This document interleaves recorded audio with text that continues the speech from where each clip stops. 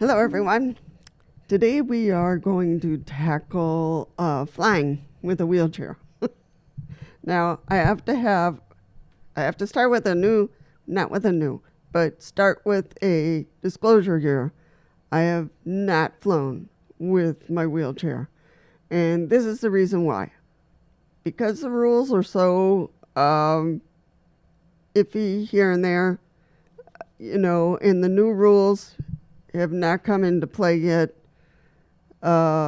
This administration has been holding it back for a review. And so, we continue in that back and forth on who's responsible and did you know, were you informed that, and all this kind of stuff that, it's so iffy with wheelchairs, and they're still breaking wheelchairs and still losing wheelchairs. How can you lose a wheelchair? But anyway, I have no idea. But what I will tell you is that the following, it's important to really label your wheelchair. Obviously, if you're taking a medical device, which the wheelchair is, you really want to label it well.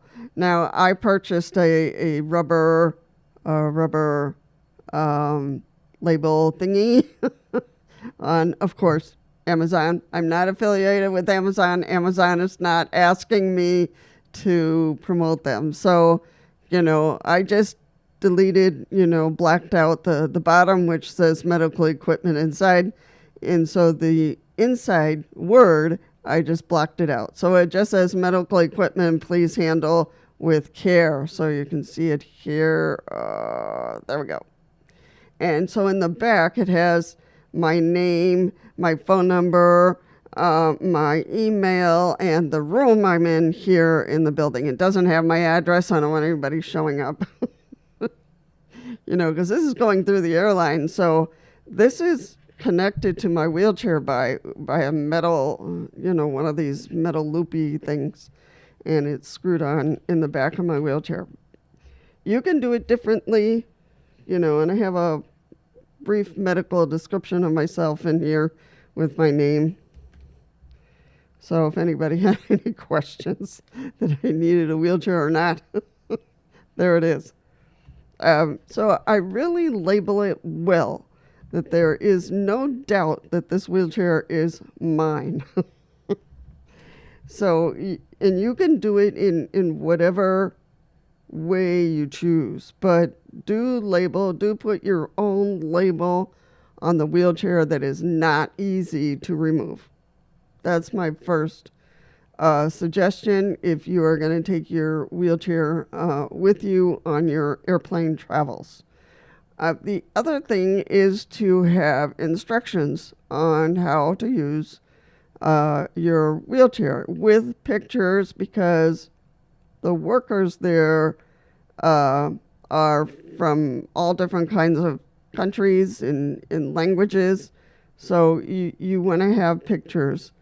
Have it in English. It's the basic language of travelers, and with pictures. So on how to fold your wheelchair or how to turn it off or on, or maybe not even that because you took the joystick off, which would be fine. It's the first thing that goes and gets broken. So if you can take off your joystick, the better.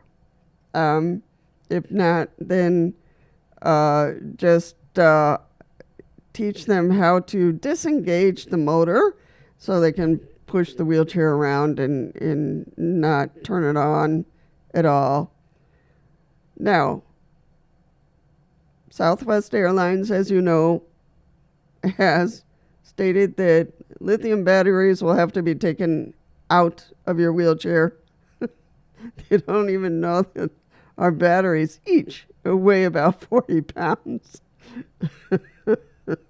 So not very easy to just take out of our wheelchair and take it on the plane. So I don't know what's going to happen with that, but I would go with another airlines. Just simple. They lose us as customers. Okay, I think that's still in review, and I don't know who's catching up with that. Maybe the Department of Transportation. I have no idea.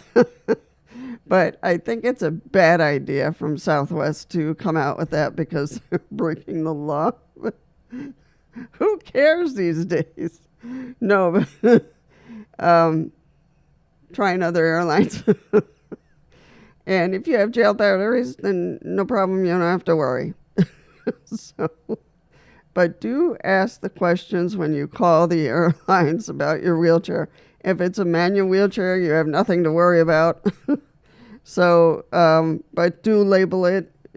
Do put instructions anyway in your manual wheelchair how to fold it or whatever, just in case. Have a pouch there. Label it yourself, even though the airlines is going to put their tag on your wheelchair. Have your own on there, preferably with something that's a little hard to take off. They can take it off, but it's going to take them some time, and who has time to waste? So do label your own wheelchair. So label it. Instructions, especially for those with power wheelchairs. And if you can take off your joystick, even better, because that'll protect it. Just keep it in neutral mode, and then they can just push it around without the joystick. And then you can put the joystick back on when they deliver your wheelchair, hopefully at the same airport when you come out of the plane. So I have not brought my own wheelchair for a few reasons. One is the airlines, and the high percentage of breaking our wheelchairs. And two, because my family is still learning, the ropes of me being in a wheelchair. And so they're learning in terms of an accessible, rentable vehicle. So they're just learning those ropes. For right now, what they do is they just rent the scooter. They get me a scooter, which is fine. It has 4 wheels, and I can go forward and backward.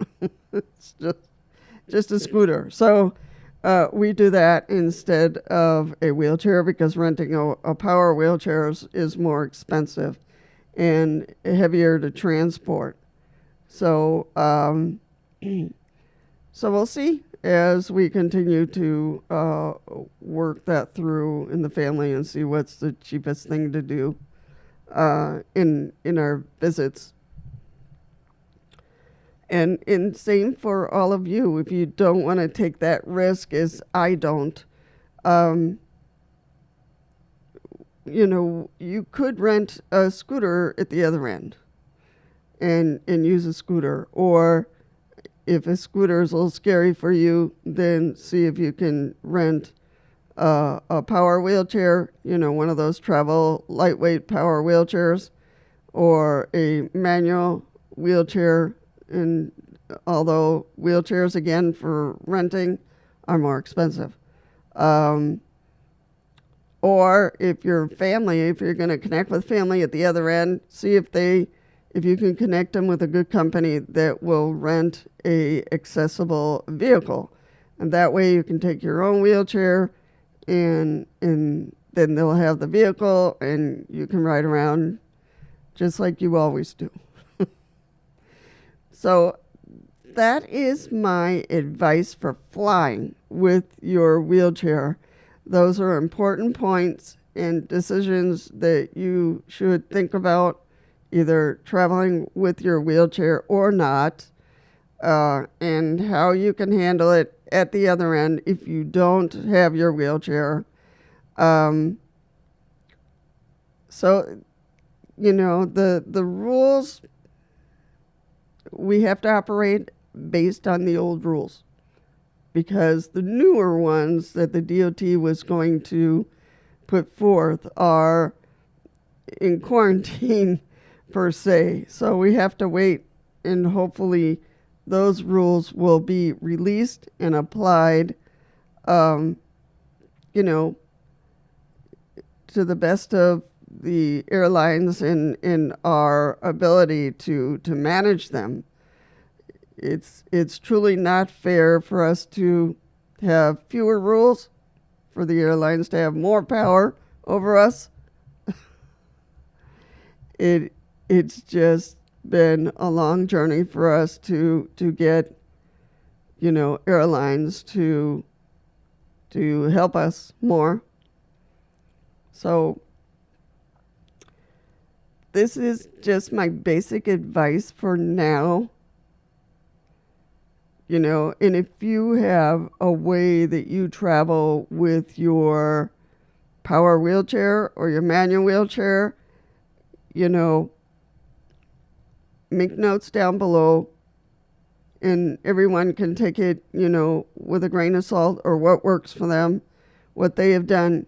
I've given just some basic steps that you should follow to keep your wheelchair safe, to keep your wheelchair on track, to meet up with you at your destination. And the alternative is to rent at the other end, a scooter and a lightweight scooter, and away you go. So it really depends, because if you've been in a wheelchair for a long time, then switching over to a scooter can be, it takes a few moments to get used to it. It's different. So that is my piece of wisdom traveling with wheelchairs in airlines. Just keep the communication open.